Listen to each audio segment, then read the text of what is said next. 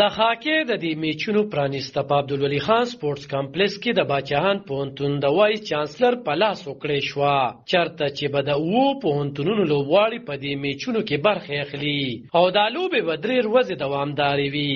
د پرانیستو وروسته د سوات، مالکن، باچاهان او د عبدالولي خان پوهنتونونو د لوبغاړو ترمنځ سیالۍ وشوې. دلته راغلي لوبغاړي خپلو مضبوطو جذبو سره میدان ته راوتي دي او وایي چې دوی به ټراپي وړي. استفال خو تاسو ډیر زیات مشکور یم چې تاسو د کوریج د پاره راغلی دلته او زمونږ د پوهنتون بلکې د ټول کمپلیکس خپل شیشه باندې تاسو دغه رونمایي کوي. نو الحمدلله ټیم ښه برابر دی، ښه کمبینیشن دی او زموږ سره ډیر ښه ینګ ټیلنټډ کسان دي او ان شاء الله تیاری ښه برابر ده. ملاکنډ نه مونږ سپانسر کوو دا ټیم چې کوم دی ملاکنډ یونیورسيټي نه.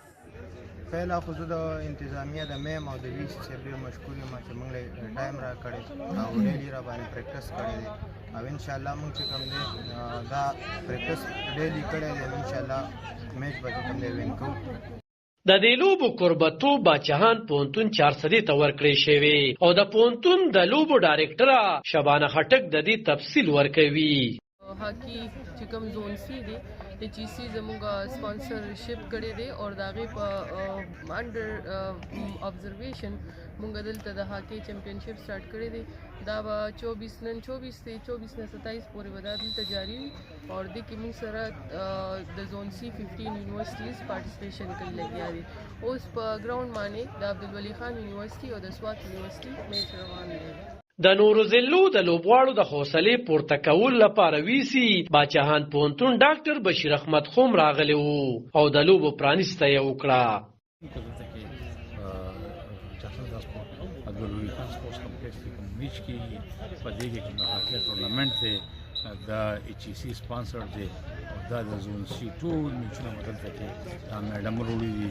په دې کې د سوات ټیم شته، په دې کې د ملکن ټیم شته، په دې کې د عبدالولي خان ټیم شته، د باچاهان ټیم شته او نور په ټیمان راټول ورسره به لوبې کوي او فاینل چې څوک ووتل د فاینل میچ پاتې کېږي.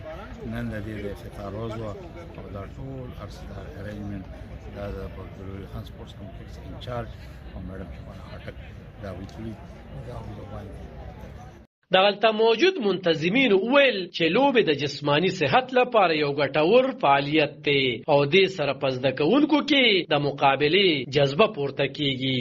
په دغه موقع ډسټرکټ سپورټس افسر تحسین الله خوم موجود و. د کیمرامین یاسر خان سره علب خان شیرپو، خیبر نیوز 400.